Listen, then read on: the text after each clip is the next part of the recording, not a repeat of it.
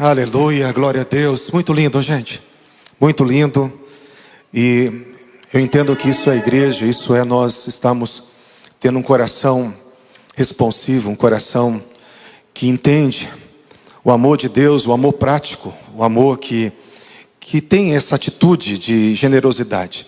E a gente quer agradecer em nome da pastora,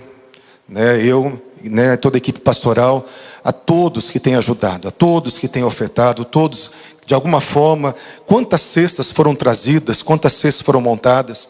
Só ali 67, mas aqui na igreja também é entregue para muitas famílias e graças ao coração de vocês que essa obra tem sido realizada. Uma salva de palmas para vocês agora, amém? Para aqueles que têm contribuído, que têm ajudado a gente nesse processo tão lindo. Aleluia. Quem trouxe a palavra do Senhor, abra comigo em Atos capítulo 11.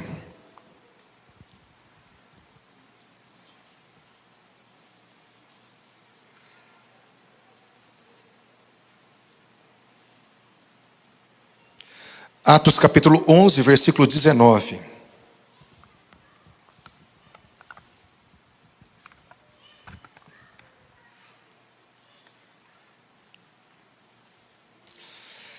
Aleluia, glória a Deus. Atos 11, 19 diz assim: Então os que foram dispersos por causa da tribulação que sobreveio a Estevão se espalharam até a Fenícia, Chipre e Antioquia, não anunciando ninguém a palavra, senão somente aos judeus. Alguns deles, porém, que eram de Chipre e de Cirene, que foram até Antioquia, falavam também aos gregos, anunciando-lhes o evangelho do Senhor Jesus. E a mão do Senhor estava com eles. E muitos crendo se converteram ao Senhor, e a notícia a respeito deles chegou aos ouvidos da igreja que estava em Jerusalém. E enviaram Barnabé até Antioquia. Tendo ele chegado e vendo a graça de Deus, alegrou-se e exortava a todos a que com firmeza de coração permanecesse no Senhor. Porque era um homem bom, cheio do Espírito Santo e de fé, e muita gente se uniu ao Senhor. E partiu Barnabé para Tarso à procura de Saulo. Tendo encontrado, levou-o para Antioquia, e por todo um ano se reuniram naquela igreja, e ensinaram numerosa multidão, e Antioquia foram os discípulos pela primeira vez chamados cristãos. Aleluia, glória a Deus. Queridos, esse texto nós vamos falar um pouquinho aqui, rapidamente, que Deus ele chamou um homem que se chamava Saulo, Saulo de Tarso. E o Saulo, para quem não sabe a história, ele era o maior perseguidor da igreja. Ele torturava, ele fazia com que as pessoas blasfemassem, as pessoas do caminho, as pessoas que seguiam Jesus, os discípulos de Jesus. Ele perseguia a igreja, ele torturava, ele, diz a palavra que ele destruía, exterminava. Quer dizer, Saulo, ele era um assassino em série. Ele era uma besta selvagem que perseguia e tinha autorização na época para prender, para matar, para torturar as pessoas que estavam seguindo Jesus. E nós vemos que Saulo teve aquele momento no caminho de Damasco que Jesus o encontrou. Jesus derrubou ele da sua comitiva, se revelou para ele num clarão de luz. E Saulo naquele momento ele começou uma caminhada diferente. Saulo por 3 anos depois ele ficou no deserto da Arábia, assim como os discípulos ficaram 3 anos com Jesus. Saulo ficou 3 anos no deserto. E esses 3 anos que ele ficou no deserto foi a escola que ele teve. Porque diz a palavra que tudo que ele recebeu, não recebeu de homem nenhum, mas recebeu direto por revelação de Jesus Cristo. E Saulo depois aqui, mais ou menos de uns 11 anos, começou um avivamento em Antioquia. Porque algumas pessoas chegaram nesse local e eles vinham da perseguição que foi trazida por Estevão. E quando chegaram até Antioquia, eles pregavam somente nessa perseguição de cidade em cidade só para judeu. Eles entendiam na época que o cristianismo era somente para os judeus. Mas aqui alguns desavisados começaram a pregar também para os gregos, para os gentios. E fala que esses discípulos começaram a pregar E algo maravilhoso aconteceu. A mão do Senhor veio sobre eles. A mão do Senhor desceu naquele lugar e foi uma coisa tão impressionante, que muitos começaram a se converter e ser agregados ao Senhor. E não eram mais judeus, mas agora era uma multidão de gentios, de outros povos, que estavam se convertendo por uma intervenção total de Deus. E de repente, quando a igreja de Jerusalém ficou sabendo, mandou chamar Barnabé. Barnabé falou: tem um cara que se converteu, um maluco que se converteu aí, o maior perseguidor da igreja, que ninguém acredita nele, todo mundo tem medo dele até hoje, mas eu quero chamar esse homem para cá. E Barnabé foi lá buscar Saulo de Tarso, e quando ele pegou Saulo de Tarso, a palavra do Senhor fala que começou o ministério de Saulo. Saulo era o seu nome no hebraico, era o seu nome judaico, Saulo, que significa o desejado. Ele se sentia muito especial, e ele era mesmo, porque ele era fariseu, criado aos pés de Gamaliel. Ele perseguia por causa de zelo, porque ele era um ortodoxo da época e acreditava que Jesus era um herege e que estava trazendo uma contaminação para o povo judeu. Mas Saulo, o desejado, ele começou a ser discipulado por Barnabé daqui em diante.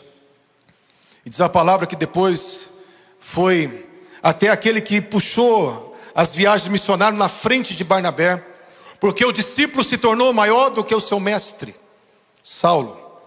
E depois ele assumiu o nome dele do latim, que Paulo. Ele quis um nome que se identificava maior com os gentios, com os povos não alcançados. E ele assumiu a identidade de Paulo, que significa pequeno, o menor. Porque ele escolheu esse nome realmente porque pequeno.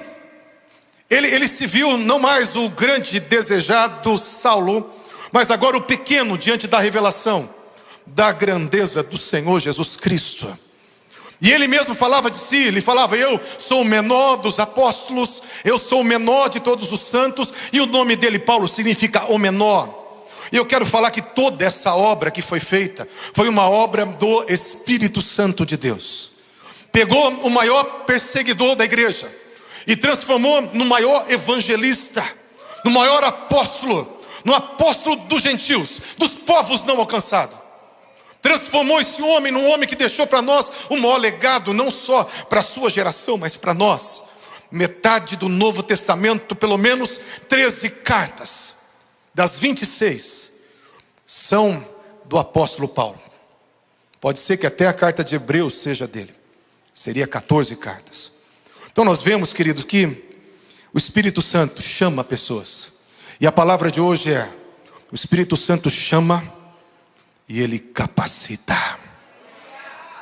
Ele chama pessoas que não são e ele capacita essas pessoas para elas viverem coisas incríveis, coisas maravilhosas. E Deus, ele já tem te chamado. É por isso que você está aqui, porque você já foi chamado pelo Espírito Santo.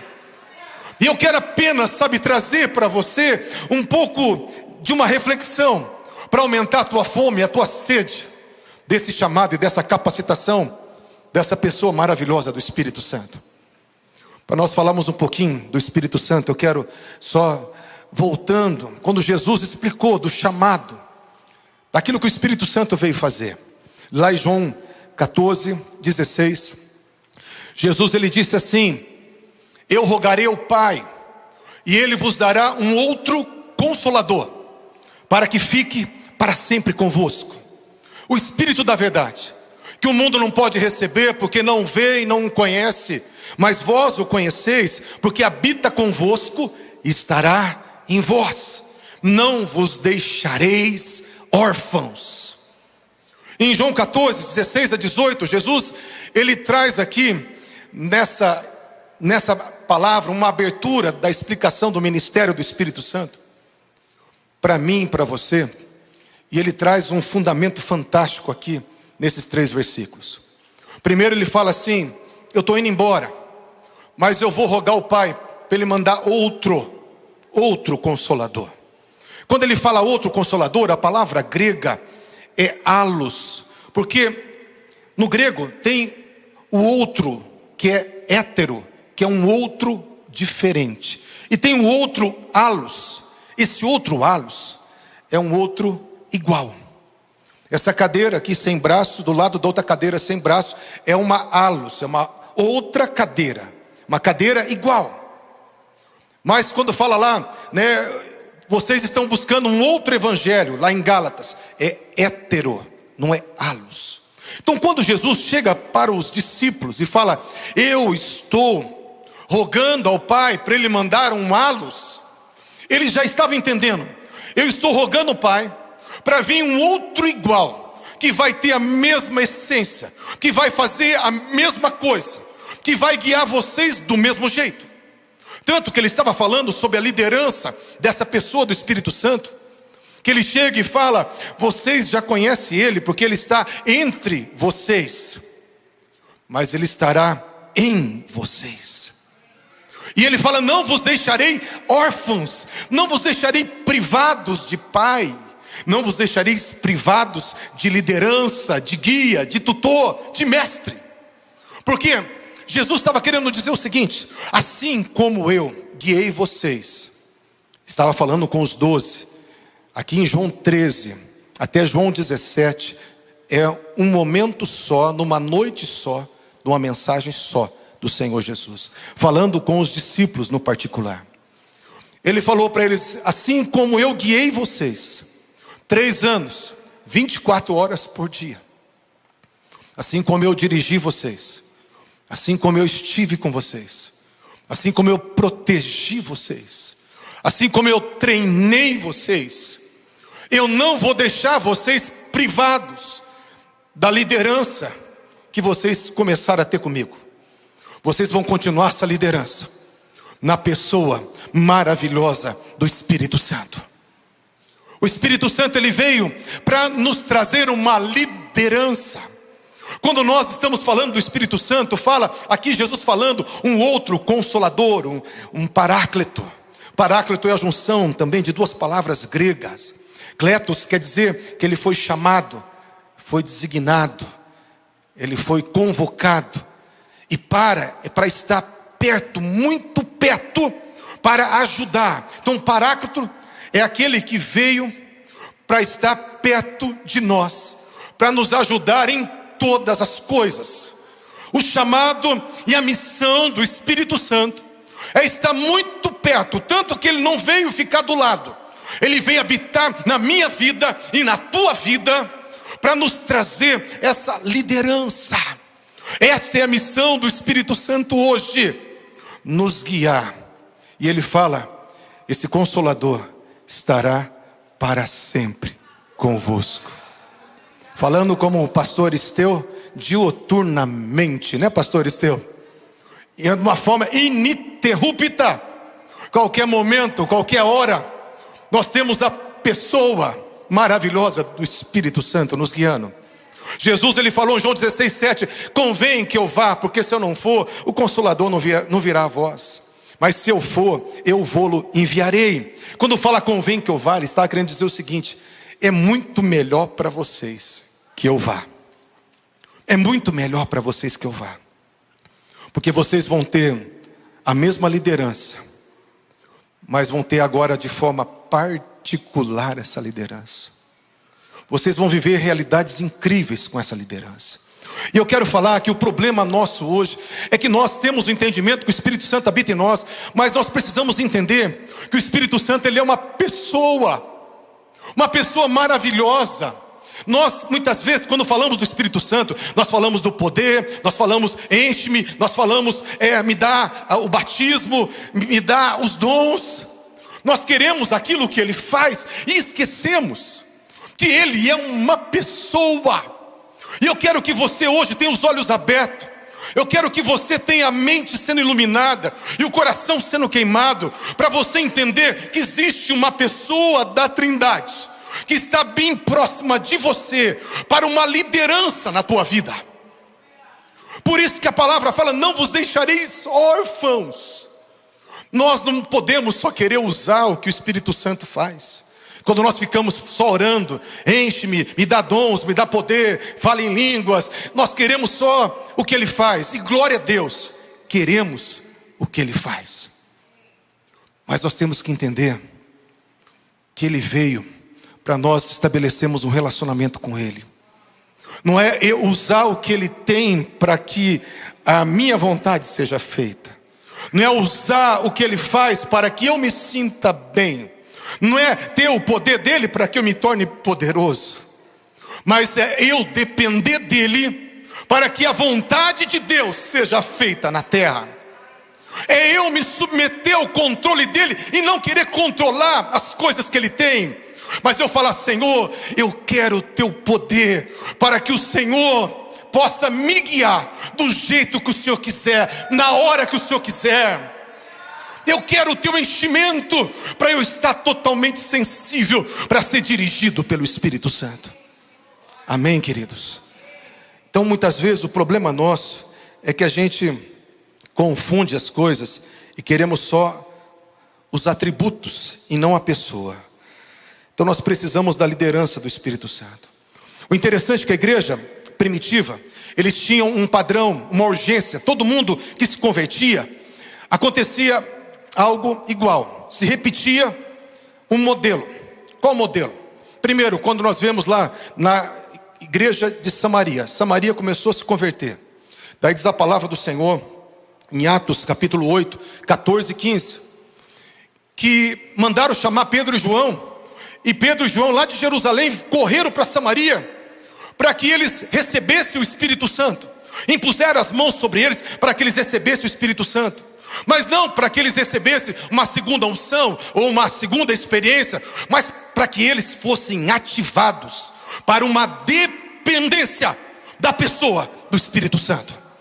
Porque nós entendemos muito sobre segunda unção, nós entendemos muito sobre experiências, mas nós temos que entender que a urgência era trazer a pessoa do Espírito Santo, uma ativação do enchimento do Espírito Santo, para que as pessoas fossem guiadas pelo Espírito. Nós vemos quando Saulo se converteu lá em Atos 9, 17. Saulo já tinha sido derrubado da sua comitiva, como eu falei. E daí Ananias chegou para ele e falou: irmão Saulo, eu vim aqui. O Jesus que já te encontrou no caminho, que já se revelou para você, mandou eu colocar as mãos sobre você, para você ser cheio do Espírito Santo. Estava apresentando uma pessoa e não só um enchimento. Quando fala que Paulo depois chegou lá em Efésios, e quando ele chegou em Efésios, ele viu alguns discípulos lá em Efésios, lá em Atos 19, 2, e ele perguntou: vocês sabem quem é o Espírito Santo? Aí perguntaram para ele assim: nós nem sabemos desse Espírito Santo, nunca ouvimos falar. E vocês foram batizados no quê? Fomos batizados no batismo de João Batista, mas nem sabemos quem é o Espírito Santo. O apóstolo Paulo, mais que depressa, falou sobre o Espírito Santo, impôs as mãos sobre eles, e eles foram cheios do Espírito Santo, e começaram a falar em línguas e a profetizarem, porque todas as pessoas precisavam de uma liderança. A igreja cresceu de uma forma extraordinária, porque eles eram dirigidos pela pessoa do Espírito Santo. Agora nós vamos entender o porquê que as coisas acontecem. Primeiro, Jesus, ele é o caminho, ele é o nosso modelo, amém, queridos? E lá em Lucas 3,16, Jesus, para ser o meu referencial, o meu modelo, ele também foi batizado com o Espírito Santo e com o poder do Espírito Santo. Porque João Batista falou em Lucas 3,16, aquele que vem após mim vos batizará com o Espírito Santo e com fogo. E o próprio Jesus, ele foi um referencial, foi um caminho de quem também foi batizado com o Espírito Santo e com fogo. Então vamos ver o batismo de Jesus com o Espírito Santo. Lucas 3, 21 fala que às margens do Jordão, Jesus estava orando, os céus se abriram, e o Espírito Santo desceu sobre ele em forma corpórea. E Lucas 4, versículo 1 fala que Jesus, cheio do Espírito Santo, foi guiado pelo Espírito Santo. Primeira coisa, primeira verdade que eu posso entender: por que ser cheio do Espírito Santo? Por que ser cheio do Espírito Santo? Para ser guiado pelo Espírito Santo. Eu não preciso ser cheio do Espírito Santo para ter uma emoção maravilhosa. Eu não preciso ser cheio do Espírito Santo para ser um crente pentecostal. Eu não preciso ser cheio do Espírito Santo para arrepiar e falar em línguas. Eu preciso ser cheio do Espírito Santo para ser guiado pelo Espírito Santo. Jesus foi cheio para ser guiado, para ser conduzido, para ser orientado, para ser interpelado, para ser movido, para ser direcionado em todas as coisas pela pessoa do Espírito Santo. Igreja do Senhor, o Espírito Santo é uma pessoa maravilhosa. A palavra de Deus fala em João 16:13 que Ele é o amigo da verdade. É o amigo que fala não o que eu quero, mas o que eu preciso ouvir. O amigo da verdade. A palavra de Deus, Romanos 8:26, fala que Ele assiste às minhas fraquezas. E a palavra assistir, que Ele é o parceiro de todas as coisas, aquele que me ajuda na execução de todas as coisas. Eu tenho que trabalhar com Ele, cooperar com Ele. É o Espírito Santo, meu parceiro 24 horas. Quando a palavra do Senhor fala, Tiago 4:5, que Ele tem saudade, que Ele tem ciúmes da gente, tem saudade, que Ele intercede por nós com gemidos inexprimíveis. Romanos 15:30 fala que com o amor do Espírito Santo nós somos guiados num relacionamento de oração. Então eu posso entender que o Espírito Santo é o amigo da verdade, o Espírito Santo é o parceiro de todas as coisas, e o Espírito Santo, Ele é o apaixonado, que me guia em amor, que geme, me ajudando com gemidos, porque eu dou trabalho para Ele, e Ele geme pelas minhas fraquezas, Ele geme pelas tuas fraquezas, Ele tem saudade de você, Ele tem ciúme de você, porque são atributos de alguém apaixonado, e o Espírito Santo é apaixonado por você. O Espírito Santo é o Espírito, 1 Pedro 4,14, o Espírito da glória de Deus, do doxa de Deus, o Espírito da presença, Ele que traz a presença de Jesus, Ele que manifesta a presença de Jesus. Se você já teve alguma experiência com Deus, foi por causa do Espírito Santo, que Ele é o Espírito da glória, aquele que traz a natureza divina, aquele que manifesta a fumaça lá da antiga aliança, que era o cabode, que era o peso. Quando Deus resolvia se revelar para alguém, Ele trazia uma fumaça, e aquela fumaça ia se condensando, ia ficando mais pesada, mais compacta, e aquela fumaça ia tendo peso, e o peso significa cabode. Cabode significa peso. Quando Deus se revela de uma forma real, palpável, quando Deus toca, é a glória dele, é o cabode dele. E o Espírito Santo é aquele que veio trazer a presença real desse Deus vivo, que anda no meio dos seus castiçais, que anda no meio da sua igreja, que traz a realidade da alegria da presença. Porque fala que na presença, nessa presença manifesta, está a perfeita alegria. Eu fui chamado para sentir prazer, você foi chamado para sentir prazer. Existe um hedonismo cristão, onde nós precisamos entender que o preenchimento do prazer, onde que anela na minha alma, só vai ser completo pela revelação da presença. A presença traz essa plenitude de alegria. Salmo 16, versículo 11. Na sua presença, plenitude de alegria. É o Espírito Santo da presença. Ele é uma pessoa maravilhosa, é o Espírito Santo todo-poderoso, queridos, que veio te guiar, que veio me guiar. E Jesus foi guiado pelo Espírito Santo. Mas a palavra fala que Ele nos batizaria com o Espírito Santo e com poder, não é isso? Com fogo. Agora, quando que Jesus recebeu uma nova mudança do Espírito Santo? Diz a palavra que Ele foi guiado no deserto. E no deserto Ele ficou 40 dias sem comer. No deserto Ele foi tentado pelo diabo com toda sorte de tentação. No deserto Ele foi privado dos seus poderes sobrenaturais. No deserto Ele venceu o diabo, que oferecia sempre o caminho mais fácil para Ele, só declarando a palavra. No deserto Ele foi transportado por Satanás para o monte alto, foi transportado para o pináculo do templo, foi carregado por demônios com cheiro de enxofre, No deserto ele viveu as realidades mais terríveis, porque a palavra fala toda sorte de tentações, ele viveu no deserto. Mas quando ele venceu o deserto, diz a palavra em Lucas 4,14, que ele regressou para a Galileia, no poder do Espírito Santo. No poder do Espírito Santo. E a sua fama correu por todas as cidades circunvizinhas. Por quê? Porque Jesus foi batizado com fogo naquele deserto. Pastor, mas você não está criando isso? Não. Lucas 12:49, Jesus disse assim: eu vim lançar fogo na terra. E depois ele fala desse fogo no versículo 50. Porque eu tenho um batismo para ser batizado, e eu me angustio até que ele se realize. Sabe o batismo com fogo? É um batismo de prova primeiro. É um batismo de dificuldades, de tentações.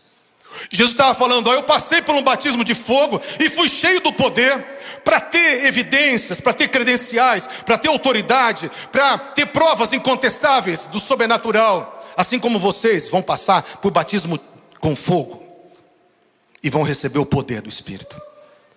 E ele falou, e eu tenho um outro batismo de fogo para passar. Sabe qual que era? A crucificação. Na cruz ele passou um outro batismo de fogo. E nesse batismo de fogo diz a palavra que ele venceu como o cordeiro mudo. Como o cordeiro de Deus ele venceu. E a primeira coisa que ele falou quando ele ressuscitou, Mateus 28:18, foi-me dado todo o poder nos céus e na terra. Fui batizado com fogo e recebi agora todo o poder. Foi um segundo batismo de fogo de Jesus. Eu quero falar que o enchimento do Espírito Santo não é para ser uma experiência, é para ser uma constância. Efésios 5:18 fala, a tradução mais correta seria: vivam se enchendo do Espírito Santo. É um hábito, é uma busca, por mais que é um dom de Deus, mas Deus ele vai dar esse presente, sabe para quem? Para quem quer, para quem busca, para quem tem consciência, para quem deseja, para quem abre o coração, para quem entende. E você tem que buscar esse enchimento, esse batismo com o Espírito Santo, e esse enchimento com o Espírito Santo constantemente, para um propósito, para ser guiado pelo Espírito Santo. Você vai ser ativado com toda a sensibilidade, com toda vontade, com todo desejo, com toda iluminação, para ser guiado pelo Espírito Santo de Deus. Eu quero dizer, em primeiro lugar, que uma pessoa que não está cheia do Espírito Santo, ela não consegue ser guiada plena pelo Espírito Santo. Porque se Jesus precisou ser cheio para ser guiado, por que você acha que dá para ser guiado do jeito que você está? Verdade, queridos? A gente está aí, assim, muitas vezes, está tão vazio, que quem está guiando não é o Espírito Santo, é você. A gente tem algumas sensibilidades, mas são poucas. Ele quer ser o guia, o tutor e o mestre em todo o tempo, em todos os momentos, em todas as horas. E só tem um jeito dele fazer isso: você vivendo cheio e cheia do Espírito Santo de Deus. E você que quer poder para ter evidências, sinais, autoridade, para você poder manifestar a natureza divina, você tem que entender que o batismo é o batismo com fogo. E o batismo com fogo é prova, primeiro, para depois receber poder. Eu posso olhar os avivalistas, eu posso escutar uma pregação, eu posso pegar algum pastor que Deus está usando tremendamente, copiar o que ele fala, copiar o que ele prega, imitar o jeito que ele ora. Se eu não tiver na minha vida secreta uma vida que está vencendo as provas do meu deserto, passando pelo meu fogo primeiro, das minhas provações, desse batismo que angustia, se eu não vencer primeiro, não adianta eu copiar, não vai ter poder. Porque o poder vem quando eu estou na minha prova, declarando: Senhor, eu quero te agradar. Está escrito Satanás, está escrito Satanás. E quando você tem um coração para agradar a Deus, você vai ser conduzido a esse lugar de prova. E você fala: por que eu passo pela prova? Porque Deus quer te encher de poder. Deus quer te encher de poder. É por isso que você passa pela prova. Meu Deus, eu estou pregando para quem quer isso. Se você não quiser, meu irmão, eu vou pegar a tua parte, porque eu quero falar para você. Hoje Deus quer incendiar corações, porque Deus quer derramar isso para todos. São duas experiências. Jesus ele fala sobre isso em toda a palavra. Quando fala Atos 10:38, Jesus foi ungido com o Espírito Santo e com poder. Duas experiências diferentes: Espírito Santo e poder. 1 Coríntios 2:4, o apóstolo Paulo falava assim: eu prego a vocês não com sabedoria, uma oratória bonita, mas na demonstração, na manifestação do Espírito Santo e do poder. Duas manifestações diferentes: cheio do Espírito Santo e cheio do poder do Espírito Santo. Cheio do Espírito Santo para ser liderado, cheio do poder para ter evidências, sinais, prodígios e maravilhas. A palavra do Senhor também, quando Jesus falou, Lucas 24:49, eis que vos envia a promessa do Pai. A promessa do Pai era o quê? Batismo com o Espírito Santo. Ficar em Jerusalém até que do alto sejais revestido de poder. São duas experiências, são dois movimentos do Espírito Santo. Atos 1:4, Jesus ele reforça e fala a mesma coisa. Fala: comendo com eles, determinou-lhes que não se ausentasse de Jerusalém, mas esperasse a promessa do Pai. E depois ele explica qual que era a promessa em versículo 5. Porque João batizou vocês com água, mas vocês serão batizados com o Espírito Santo, não muito depois desses dias. Ele falou do batismo com o Espírito Santo. Deu um intervalo, deu uma lacuna. E quando ele foi ser assunto aos céus, ele falou: recebereis poder ao descer sobre vós o Espírito Santo. Semeis minhas testemunhas em Jerusalém, da Judéia, Samaria e até os confins da terra. Então de novo fala de duas experiências diferentes: o batismo com o Espírito Santo para eu ser dirigido, e o batismo com o poder do Espírito Santo para eu manifestar uma pessoa, para eu ser testemunha da ressurreição de uma pessoa, para eu mostrar que o meu Jesus vivo está, para eu apresentar o meu Jesus com provas incontestáveis, para eu ser um fabricante de evidências e de provas, porque a palavra fala que o poder do Espírito veio para eu, para você, para nós sermos testemunhas. Queridos, eu quero falar, eu não sei como é que vai ser esse culto, mas eu quero falar um pouquinho agora sobre, nós falamos que o nosso chamado, qual que é o nosso chamado? Nosso chamado é nós sermos liderados pelo Espírito Santo. Então, qual que é o meu chamado, o teu chamado? Ser liderado pelo Espírito Santo. Jesus falou assim: eu vou para Ele vir, para Ele fazer exatamente o que eu fiz. Então o teu chamado é ser liderado.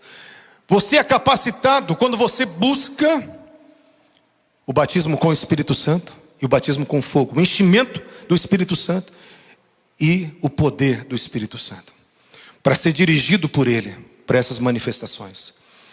A igreja de Atos 2, ela viveu isso tudo simultaneamente.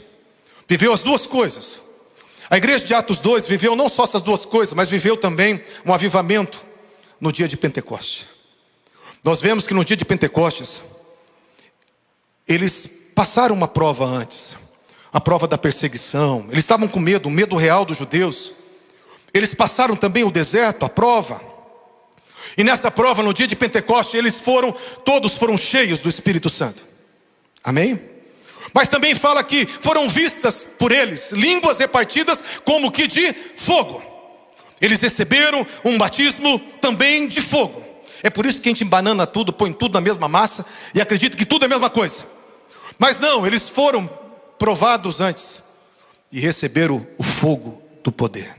Foram provados no fogo das intimidações, das ameaças, e receberam o fogo do poder. Buscaram a pessoa do Espírito Santo, o enchimento do Espírito Santo, a imersão no Espírito Santo, e tiveram aquele batismo. E eles tiveram uma experiência, naquele momento, das línguas, da linguagem de oração no Espírito, que é para todos. Nós vemos que todos começaram a falar em outras línguas. Quando a palavra do Senhor fala, esses sinais seguirão os que creem, em meu nome falarão novas línguas. As línguas é para todos, é uma linguagem de oração concedida pelo Espírito Santo. Quando nós pegamos o termo dessa oração em línguas, primeiro nós vamos entender o termo que é uma fala, falar em espírito, falar na língua dos anjos, falar em outras línguas, é uma fala, é um idioma celestial. Mas é uma fala também, pegando os termos da Bíblia, que fala orai no Espírito, orai em línguas. Então nós vemos que é uma linguagem, é uma fala de oração. E lá em Judas 20, faz assim, orando em todo o tempo, orando no Espírito Santo, edificando a vossa santíssima fé, orando no Espírito Santo. Então uma linguagem de oração capacitada pelo Espírito Santo. Todos começaram a falar em outras línguas conforme o Espírito lhes concedia. Então uma linguagem de oração concedida pelo Espírito Santo. A gente não sabe orar como convém, mas o Espírito intercede por nós. Ele faz a oração perfeita. Você precisa orar em línguas, não só ter orado em línguas algum dia, você tem que exercitar isso todos os dias, porque isso vai deixando você mais sensível às coisas celestiais. Enquanto mais estamos sensíveis, enquanto mais estamos nos enchendo, mais nós somos preparados para ouvir e para ser guiados pelo Espírito Santo. Por isso que nós temos que gastar hora após hora orando em línguas. E eu quero desafiar vocês. Eu oro em língua no carro, oro em língua no mercado. Eu fui no mercado ontem. O irmão falou, pastor, você pode orar comigo agora? Eu falei, rapaz, o mercado está cheio. Falei assim, ó, Deus, que não tenha nenhum demônio na tua vida, porque se tiver eu vou começar a expulsar aqui, rapaz, e vai assustar o povo no mercado. E eu não sei orar baixinho. E comecei a orar no telefone, lá no Atacadão. Se alguém viu no Atacadão, um louco orando, sou eu, pastor Kleber, aqui da comunidade. Pastor, ele me perdoa. Mas assim, comecei a orar com o irmão, e comecei a orar alto. Quando eu abri o olho, tinha um monte de gente olhando. Falei, Jesus amado. Passava assim, o pessoal passa, fica assustado. Gente, a gente tem que entender uma coisa. Nós não somos desse mundo, nós somos cidadãos dos céus. Não importa o que vão pensar de você, não importa o que vão imaginar. Quando você nasce de novo, uma das coisas que você tem que entender é que você não tem reputação mais. Quando você quer ficar bonitinho para os homens, você vai estar no controle. Quando você estiver na dependência do Espírito Santo, Ele vai estar no controle. O domínio próprio é quando você está no domínio do Espírito e Ele te guia no domínio próprio. Porque o domínio próprio verdadeiro é quando o Espírito Santo está no domínio. Porque o teu domínio próprio sem o Espírito Santo é você no controle. Então o domínio próprio como um fruto do Espírito é quando o Espírito está te guiando. Aí você está no domínio próprio do Espírito de Deus. Amém, gente? Deus é maravilhoso. E eu quero falar, para nós encerrarmos, de 4 capacitação que o Espírito Santo fez no livro de Atos. A pastora pediu para dar ênfase no livro de Atos. E eu quero falar de 4 momentos onde houve 4 avivamentos em Atos, rapidamente, para nós estarmos fechando esse momento. Primeiro avivamento foi no dia de Pentecostes, em Atos capítulo 2. Fala que todos foram cheios do Espírito Santo. Todos começaram a falar em outras línguas. Todos ouviam falar das grandezas de Deus na sua própria nação, no seu próprio idioma da sua própria nação. Queridos, eu quero falar que o avivamento, o que é avivamento? É um derramar do Espírito intenso, onde Deus ele traz coisas extraordinárias. É um movimento do Espírito Santo para fazer coisas extraordinárias. E esse derramamento do Espírito Santo, ele é simultâneo e coletivo.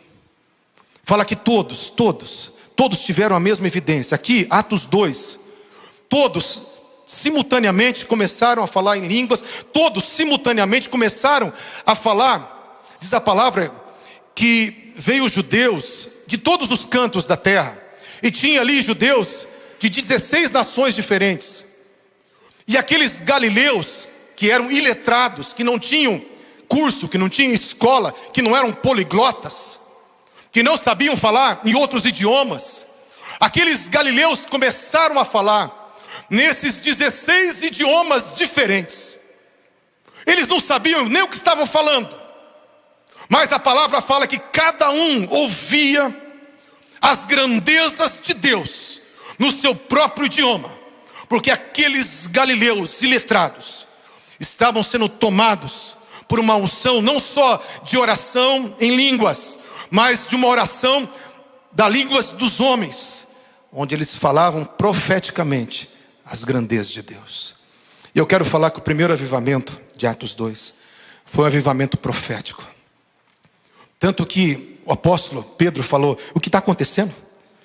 É o que está escrito em Joel: derramarei do meu espírito sobre toda a carne, vossos filhos e vossas filhas profetizarão. Então eu quero falar que avivamento é quando Deus visita um local. Porque avivamento, ele é geográfico, ele tem um local específico, uma cidade específica, um país específico, mas ele é geográfico, ele tem um local. É uma visitação imensa de Deus, onde as pessoas vão ter a mesma experiência no mesmo momento. Nós podemos ter um momento assim, onde o culto fica maravilhoso, onde vai ter avivamento pessoal, ou renovação espiritual. Mas o avivamento bíblico, ele é coletivo. Se é um momento de chorar, todos vão estar chorando pelos pecados. Se é um momento de cura, vai acontecer cura para todo lado. Se é um momento de profecia, Deus vai liberar uma unção profética, e todos vão começar a falar as grandezas de Deus em outras línguas. É coletivo e simultâneo que acontece. Depois eu quero falar do avivamento de Atos 5, também em Jerusalém. Vamos abrir Atos 5, de correr aqui. O segundo avivamento. Versículo 13. Mas dos restantes ninguém ousava juntar-se a eles, porém o povo lhes tributava grande admiração.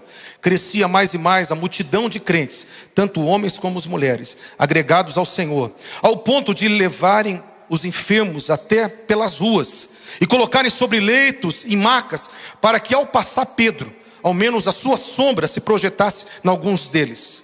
E afluía também muita gente das cidades vizinhas a Jerusalém, levando doentes e atormentados de espíritos imundos, e todos eram curados. Eu quero falar que esse avivamento de Atos 5 foi um avivamento da glória de Deus, da santidade de Deus. Porque avivamento é quando Deus revela a si mesmo com uma santidade assustadora e um poder irresistível.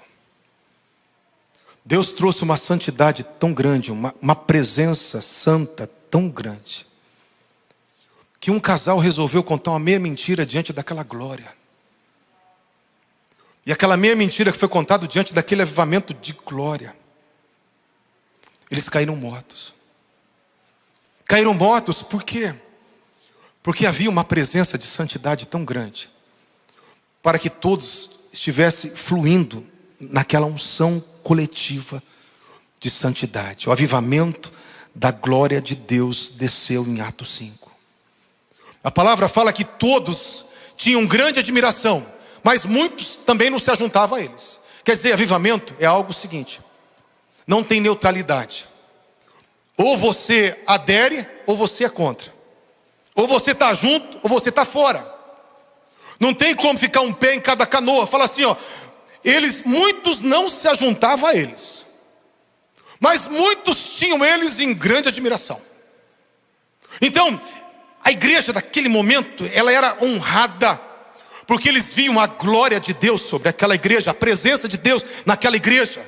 Tanto que, quando fala aqui a sombra de Pedro, não que Pedro tenha alguma sombra, Pedro, a gente vai ver aqui que ele era pecador que nem a gente, ou mais.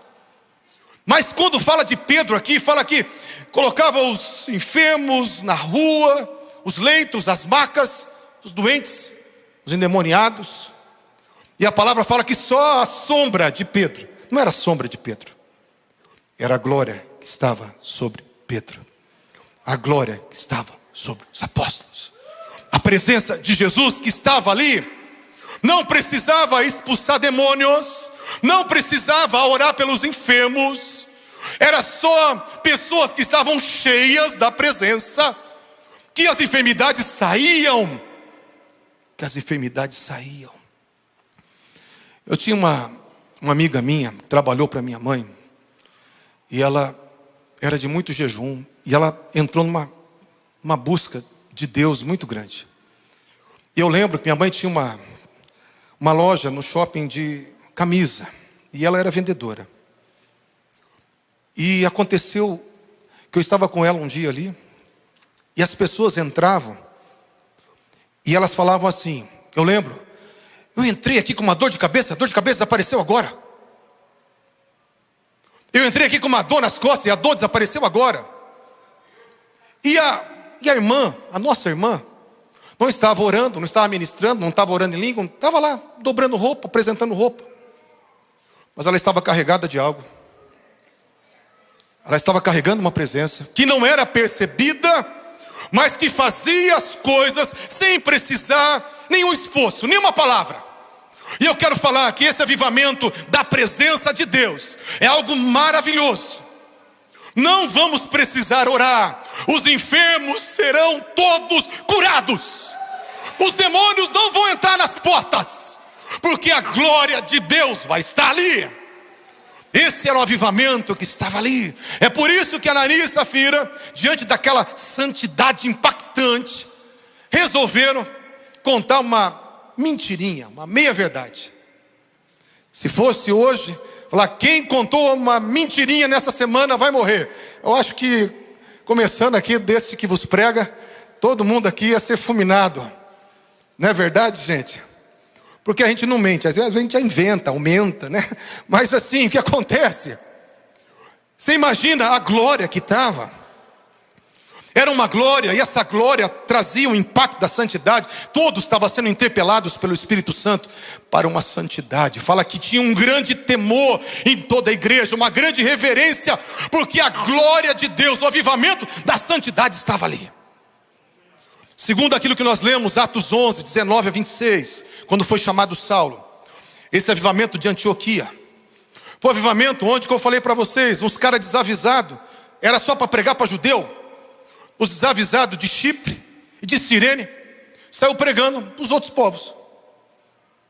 E quando eles começaram a pregar, aqueles que não eram líderes, que não eram pastores, que não eram apóstolos, quando eles começaram a pregar, guiados pelo Espírito Santo, cheios do Espírito Santo, a mão do Senhor veio sobre eles. Chamaram o Barnabé só para arrumar a bagunça. Chamaram o Barnabé, e Barnabé falou assim, precisa de um cara lá para resolver isso, porque a igreja ainda de Jerusalém não aceitava os gentios. Mas Barnabé era o filho da consolação, alguém que tinha uma identidade parecida com o Espírito Santo, que quer alcançar todos, que não faz distinção de raça, de cor, de idade, que quer derramar e visitar e dirigir todos nós. E diz a palavra que Barnabé chegou lá e começou a ensinar, e quando ele viu que o negócio estava crescendo muito, foi lá e chamou Saulo e começou a ensinar. E diz a palavra que a mão do Senhor fez algo naquele lugar. Atos 11, 26. Foi o primeiro lugar onde a igreja do caminho, a igreja de Cristo, os discípulos foram chamados de cristãos. A mão de Deus veio e moldou e começou a fazer daqueles barros um modelo parecido com o do Senhor Jesus. Foi um avivamento de transformação. Foi um avivamento do caráter de Cristo. Sabe o que é cristão? Cristãos, fala assim que eles não se autodenominavam cristãos. Porque às vezes pode falar assim, não, eu sou apóstolo, eu sou profeta. Não, eles não se autodenominavam. Fala que eles eram chamados pelos outros.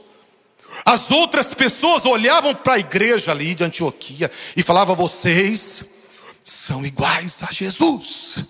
Vocês são iguais ao Jesus de Nazaré. Porque cristãos aqui, cristianos no grego, era seguidores de Cristo, pequenos cristos. O iano, eu ouvi uma vez falando que é um sufixo que significa servo, servo de Cristo, cristiano, servo de Cristo. Mas na verdade, houve um avivamento de transformação de caráter. A mão de Deus veio e pegou uns caras que nunca tinham ouvido falar do Evangelho, que nunca tinham ouvido falar de Yahvé, que nunca tinham ouvido falar do Deus dos Hebreus, do Pai de nosso Senhor Jesus Cristo. Mas chegou uma unção e uma visitação, onde a própria mão de Deus, sem eles terem um referencial, pegou aqueles gentios, como nós somos, gentios não judeus, e transformou o caráter daqueles homens, parecidos com o do Senhor Jesus. O avivamento de transformação de caráter. E eu quero terminar com o último avivamento. Vamos abrir Atos 19 para nós encerrarmos. Atos 19, eu quero ler aqui rapidamente, do versículo 8 em diante. Durante 3 meses, Paulo frequentou a sinagoga, Atos 19, 8, onde falava ousadamente, dissertando e persuadindo com respeito ao reino de Deus. Paulo ficou 3 meses na sinagoga dos judeus, falando só para o povo de Israel.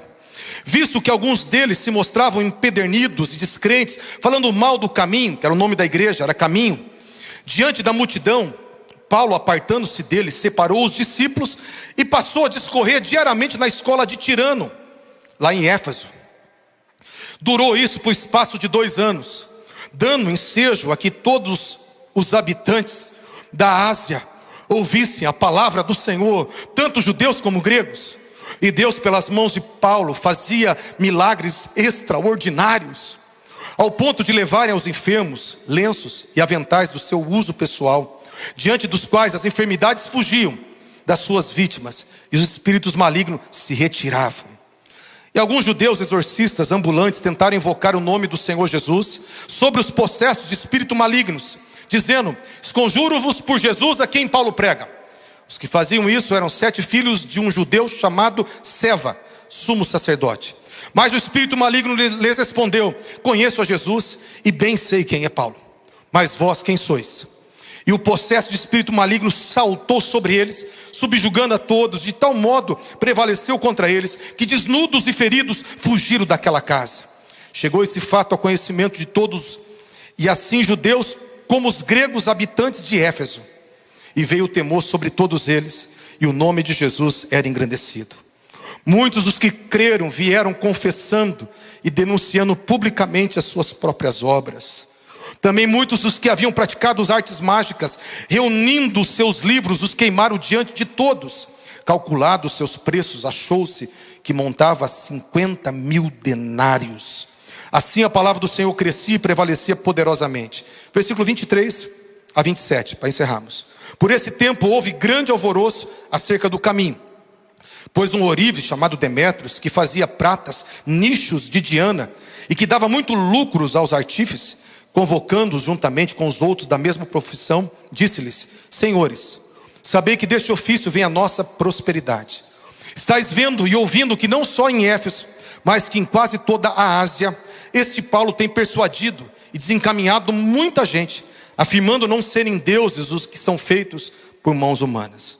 Não somente há perigo da nossa profissão cair em descrédito, como também o do próprio templo da grande Diana, deusa Diana, ser estimado em nada e ser mesmo destruída a majestade daquela que toda a Ásia e todo o mundo adoram. Queridos, eu quero falar, Paulo chegou em Éfeso, e a palavra de Deus fala que Paulo começou a pregar naquele lugar a respeito do reino de Deus, do governo de Deus. Ousadamente dissertava a respeito do reino de Deus. A palavra do Senhor fala que começou um movimento do Espírito Santo de libertação tão grande, que Deus começou a fazer milagres extraordinários. Avivamento é um movimento extraordinário do Espírito Santo, com resultados extraordinários. Extraordinários é porque Deus, Ele faz não só aquilo que nós acostumamos, não só aquilo que a igreja já entendia como os milagres ordinários, mas Deus nos surpreende. Deus faz coisas que nós não esperamos. Deus, Ele muda as ordens, Ele quebra as expectativas. Ele chega de repente e Ele faz do jeito que Ele quer. Milagres extraordinários. Era lá os de Chipre, Cireneu, pregando ali para os gentios. Deus quebrando os protocolos e fazendo do jeito que Ele quer. Milagres extraordinários. Fala que é o ponto que os lenços, os aventais de Paulo era levado aos enfermos e era levado aos endemoniados. Quando chegava nos enfermos, as enfermidades saíam das suas vítimas.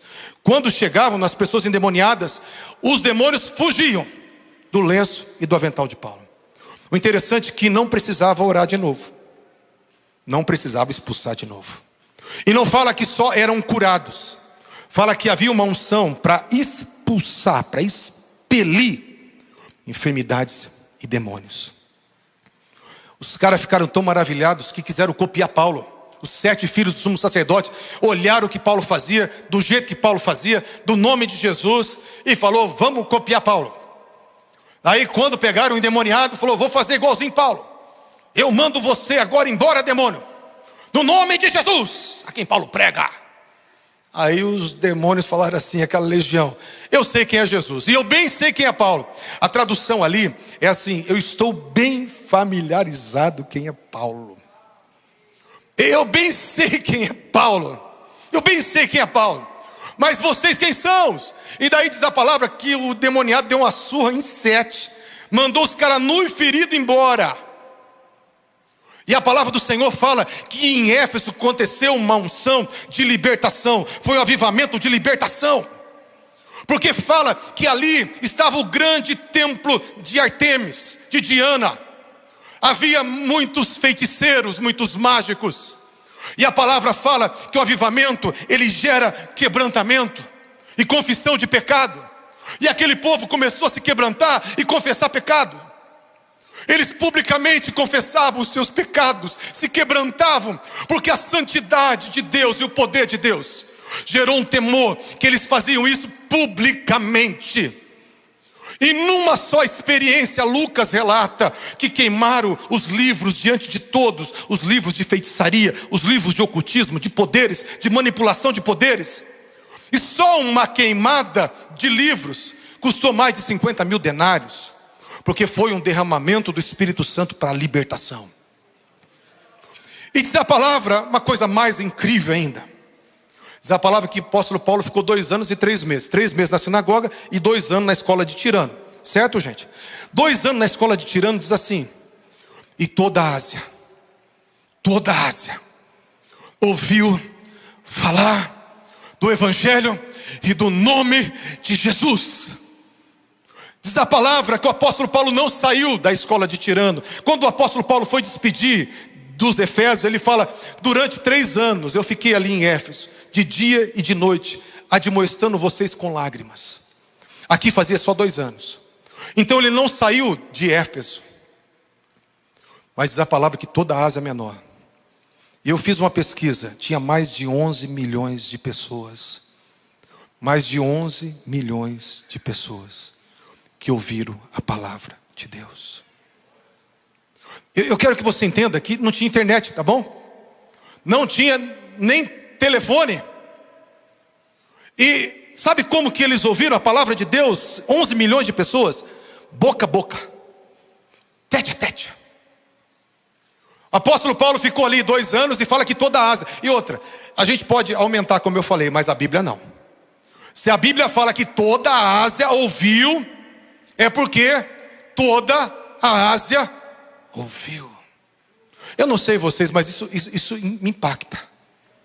Como que alguém sozinho falando na escola de Tirano alcança com a propagação, com a clareza, com as boas novas, com o poder de Deus, toda a Ásia em 2 anos? Eu só posso entender uma coisa: que aqueles centenas de gadarenos que estavam sendo libertos, Eles saíram de Éfeso. Enquanto Paulo ficou na cidade de Éfeso, aqueles gadarenos libertos saíram por toda a Ásia, testemunhando que Jesus é o Senhor. O nome de Jesus foi engrandecido em toda a Ásia. Foi tão impactante que a grande deusa Artemis, que era como a deusa que tinha descido, eles fizeram um templo para a deusa que desceu lá em Éfeso, foi considerada como nada. Quem fazia os nichos, as casinhas dos ídolos, falou assim: a nossa profissão caiu no descrédito total. Não tem mais ninguém para comprar os ídolos de Diana. Porque chegou um cara aqui, chamado Paulo, e veio um avivamento nessa cidade. Uma libertação poderosa chegou em Éfeso. Quando nós vemos a palavra do Senhor, falando de Éfeso, o apóstolo Paulo, lá em 1 Coríntios 15, 32, ele fala assim: se com feras eu lutei em Éfeso, e se os mortos não ressuscitam, em vão foi a minha luta. Fala que ele lutou com feras em Éfeso. Marcos 1,13, quando fala que Jesus foi tentado por Satanás, e ele estava entre as feras celestiais. Não era leão, não era hipopótamo, não era nenhum bicho desse jeito. Não era feras, eram que ele lutou com feras espirituais. O apóstolo Paulo entrou no nível de guerra que ele lutou contra os principados da Ásia. Aquele avivamento rebentou com os principados da Ásia. Aquele avivamento rasgou os céus da Ásia. E a libertação foi vindo sobre todos. O apóstolo Paulo não precisava ir em cidade nenhuma, ele só mandava o lencinho. Ele enxugava e mandava o lencinho. Os lenços, os aventais de Paulo, quando chegava perto, os demônios fugiam, porque uma unção de libertação chegou naquele lugar. Tanto que a palavra fala, 2 Coríntios, o apóstolo Paulo falando de si mesmo, ele fala, 2 Coríntios 12, 7, foi-me dado um mensageiro de Satanás a me esbofetear. Aí os teólogos falam desse espinho da carne, falam assim: aquilo lá foi uma tentação carnal, que o apóstolo Paulo era solteiro, e ele era tentado na área do sexo, e aquele mensageiro que esbofeteava a carne dele, era a tentação do sexo. E alguns falam assim: não, ele teve malária. E daí lá em Gálatas, ele fala que com grandes letras eu vos escrevo, vocês queriam arrancar os próprios olhos para me dar. Então ele teve uma febre muito grande e ficou quase cego. Então aquele espinho na carne, do diabo batendo na cara dele, foi uma malária que ele pegou lá nessa região. Eu quero falar que ele falou que estava apanhando do diabo. Eu quero falar que ele estava lutando com feras. Eu quero falar que Marcos 1,13 fala que essas feras eram anjos caídos. Eu quero falar que o apóstolo Paulo não tinha medo desse enfrentamento. E por causa desse enfrentamento, da intercessão, desse movimento de oração, o principado caiu. O principado caiu. E quando o principado caiu, um avivamento de Éfeso foi o avivamento mais incrível da igreja de Atos. Foi a igreja que viveu o primeiro amor. Foi a igreja que viveu algo incrível, que na saudação de Éfeso fala: eu vejo que o amor de vocês tem crescido maravilhosamente. Um povo que foi tão liberto do diabo, que a única coisa que ficou dentro deles foi amor. Foi amor. E esses gadarenos libertos agora da maldade e cheios do amor de Deus, gerou um avivamento onde toda a Ásia ouviu falar do nome de Jesus Cristo. Onde a grande Diana foi considerada como nada.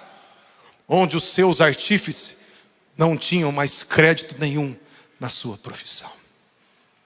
E eu quero falar que o Espírito Santo, ele quer fazer avivamentos. Eu não sei se o derramamento vai ser com libertação, mas eu quero falar para vocês que Deus quer fazer o que Ele quer fazer. E nós temos que falar: Senhor, eu quero desejar o que o Senhor quer. E para isso, estou pregando para vocês saberem, porque nunca a gente vai poder orar por algo que a gente não sabe. A gente não vai poder interceder por algo que a gente não sabe. Para você Orar por avivamento tem que ter uma necessidade de avivamento. Para ter uma necessidade de avivamento tem que ter o conhecimento de que é o avivamento. Deus quer derramar, quer se revelar a si mesmo de formas diferentes, mas Ele quer fazer algo, e Ele tem uma palavra para essa igreja. Ele tem uma palavra para Maringá. Ele tem uma palavra para o Brasil, e eu não quero ficar fora disso. E se você quiser estar dentro dessa promessa que Ele tem falado para essa nação, para essa cidade, eu desafio você a orar por uma capacitação, não só para você ser cheio do poder do Espírito, cheio do Espírito Santo, mas para você orar por um avivamento. Deus, nós queremos algo extraordinário. Nós queremos algo extraordinário. Nós queremos, ó Deus, algo que vai tomar os nossos corações. Nós queremos o fenômeno do avivamento, que é: recebereis poder para apresentar uma pessoa, Jesus. Avivamento não tem personagens, não tem pastores. Avivamento tem um nome: Jesus Cristo. Avivamento não é um evento. Avivamento é a manifestação de uma pessoa, Jesus Cristo, no meio da sua igreja. E o propósito do avivamento é Jerusalém, Judeia, Samaria e até os confins da terra. O propósito do avivamento é você receber para levar. Fazer que nem os ex-gadarenos que foram em toda a Ásia enquanto Paulo ficou na escola de Tirano. Enquanto mais nosso coração estiver comprometido em levar para frente o que nós estamos recebendo, mais vai vir a sustentabilidade do avivamento. Quando fala que a margem, ali, Ezequiel 37, a margem do rio, podemos falar que a igreja, enquanto mais o profeta ia distante da margem, onde ele começou a sua experiência na igreja, quanto mais ele ia distante da margem, mais profunda ficavam as águas. Enquanto mais você sair só das quatro paredes da igreja, mais profunda será a sua experiência. Mais profundo será o poder que Deus vai te usar e te visitar. Quando você estiver comprometido com um propósito, que é Jerusalém, Judeia, Samaria e até os confins da terra. Eu estou comprometido de buscar o fenômeno do avivamento, que é a descida do Espírito Santo de uma forma intensa e poderosa, revelando Jesus no nosso meio. Mas eu estou comprometido com a missão do avivamento, de levar aos quatro cantos da terra, de apresentar, de dar o que eu estou recebendo. Eu quero falar para você, é o mês do Espírito Santo, mas é o mês de nós nos apaixonarmos por essa pessoa, porque Ele é apaixonado por nós. Se coloque em pé, queridos.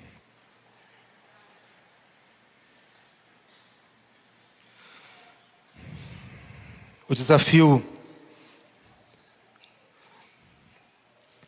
nessa noite é você falar: Deus, eu quero que o Senhor faça o que o Senhor quiser na minha vida, para eu ter mais da Tua presença. Eu quero que o Senhor faça o que o Senhor quiser da minha vida, para eu ter mais da Tua presença. Deus, Ele quer que você se lance para essa pessoa maravilhosa te conduzir. Eu quero hoje desafiar você, querido, que hoje o Senhor quer encher você do Espírito Santo. Deus mostrava como algo saindo desse altar e tomando toda a igreja, todo esse local. Eu vi uma fumaça vindo em todo esse local. Eu falei: Jesus, que é isso? O Espírito Santo falou: você não vai estar sozinho. Eu vou visitar o meu povo. Eu tenho uma palavra de Deus, que Deus vai visitar aqueles que desejam, aqueles que querem, aqueles que estão entendendo que você foi chamado para ser guiado pelo Espírito, que você foi chamado para viver cheio do Espírito, que você foi chamado para receber o poder do Espírito, que você foi chamado para gerar um avivamento, que você foi chamado para fazer a diferença na tua geração. Eu quero que você, comece a mostrar a fome que você tem. Feche os teus olhos.